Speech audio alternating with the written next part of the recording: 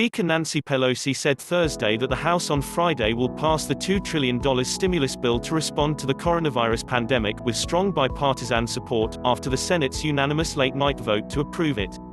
She said the House, which has been in recess for the past week with lawmakers scattered throughout the country, would consider the measure on a voice vote, so that members who wanted to register their positions could do so audibly on the House floor, and others who could not or did not want to return to Washington would not be obligated to cast a vote in person. I feel certain, that we will have a strong bipartisan vote, Ms. Pelosi said at a news conference on Thursday morning. The measure, the largest economic stimulus in modern American history, would send direct payments of $1,200 to Americans earning up to $75,000, which would gradually phase out for higher earners and end for those with incomes more than $99,000, and an additional $500 per child. It would substantially expand jobless aid, providing an additional 13 weeks and a 4-month enhancement of benefits, extending them for the first time to freelancers and gig workers, and adding $600 per week on top of the usual payment.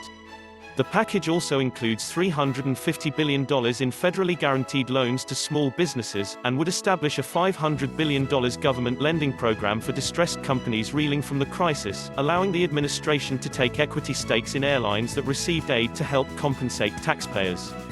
It would also send $100 billion to hospitals on the front lines of the pandemic. Ms. Pelosi said it would not be the last effort by Congress to prop up the economy amid the coronavirus crisis.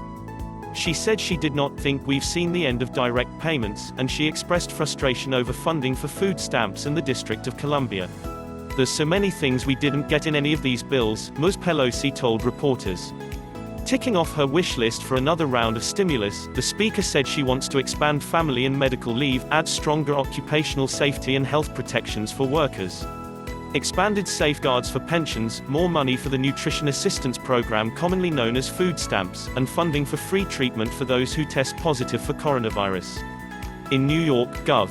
Andrew M. Cuomo said on Thursday that the congressional measure failed to meet the state's needs, and called the bill irresponsible and reckless. But Representative Kevin McCarthy, Republican of California and the minority leader, later told reporters that there was no rush for another package. "I wouldn't be so quick to say you have to write something else," he said. "Let's let this bill work.